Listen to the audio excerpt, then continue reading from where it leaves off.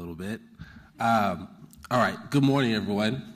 For those of you who I haven't met, my name is Julian West, and I am the Educational Advisor for African American Initiatives and also the coordinator for the African American Mentor Program here at BC. First, let me say that I am honored to have the opportunity to serve high-need students at this institution, because I understand the impact education can have on these students. Education is the great equalizer. You can give someone more money, but that doesn't make them wealthy. What will improve their lives more than anything is how much access they have to education. And education isn't just learning how to read, write, and compute. It's about learning who you are. The more you learn about yourself, the more enlightened you become, and the more enlightened you become, the more likely you are to have a complete sense of self to live up to your full potential. For me, working with students from historically disadvantaged populations is a great joy. The more challenging the circumstance, the more interesting.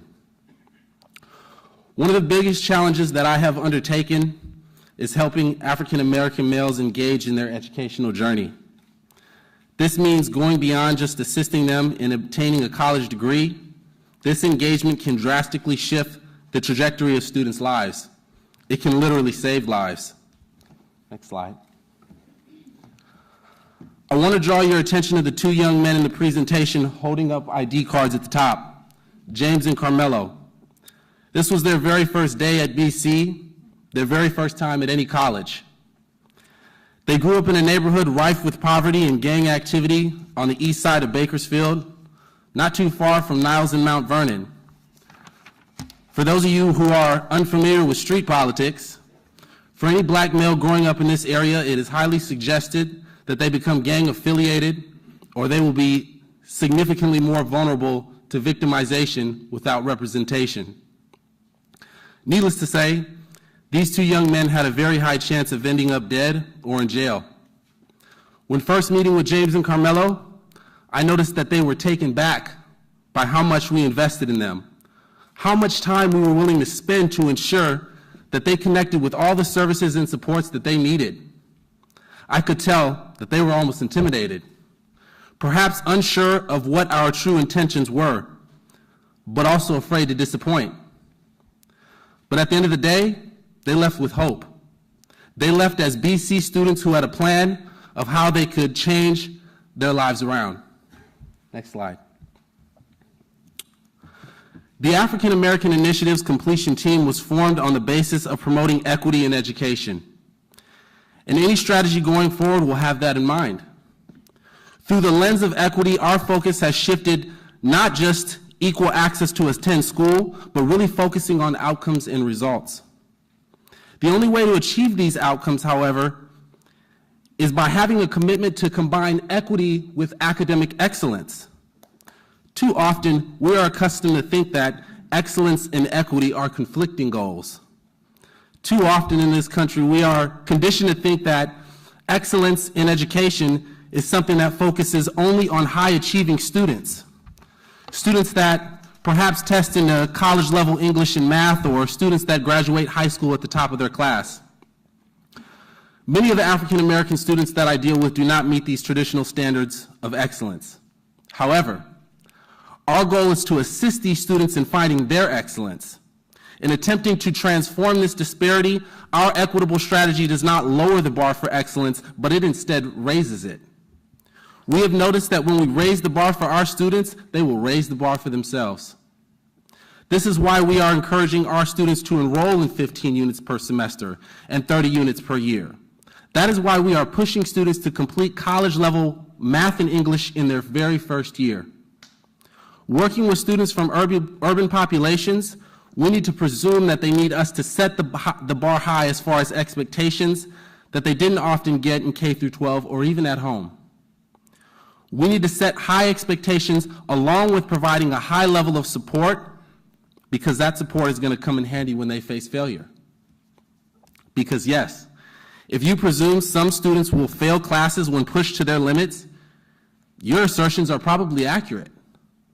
But the thing is, when our students fail, we can't see failure as a loss. Failure is simply a part of the journey to their success. It is only natural for students to fail. Nature fails all the time. Flowers don't always bloom, but eventually, if we plant enough seeds, we end up with a garden. It is only unnatural to accept failure as a final destination. We want to look at failure instead as an opportunity to step into success. For some students, failure is the means to the very destiny of their success. Next slide. Oh, perfect.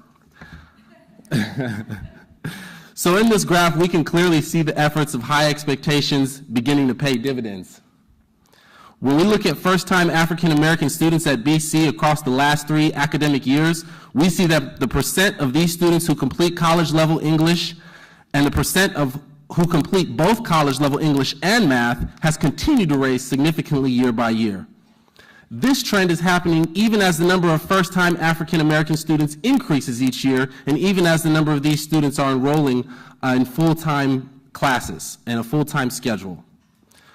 So it would appear as if we are on the right track, and our numbers resemble the numbers of many other schools who have pushed their students to achieve more academically, who have embodied the notion that students can and will rise to the occasion of meeting certain momentum points on their way to graduation.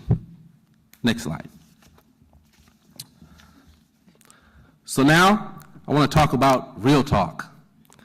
To truly be effective in accomplishing equitable transformation, we need to address issues that go beyond what we see in the classroom, because the scholastic results or lack thereof are rooted in issues typically that students face outside of the classroom.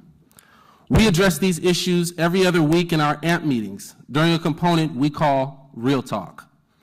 Real Talk is the facilitation of honest conversations. Sometimes that involves unpacking very complex issues such as masculinity. What does it really mean to be a man? Better yet, what does it really mean to be a black man? We break down hegemonic masculine identities, examining how society perpetuates them and how we internalize them.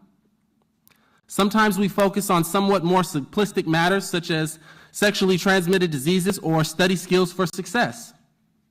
No matter the topic, however, Real Talk is not meant to just have students sitting and receiving information. In order for Real Talk to truly have substance, it must include students questioning and probing topics. Our goal is to engage students to demonstrate real depth in their thinking. Essentially, what we are doing is taking issues that are relevant to their lives and asking them to think critically about them.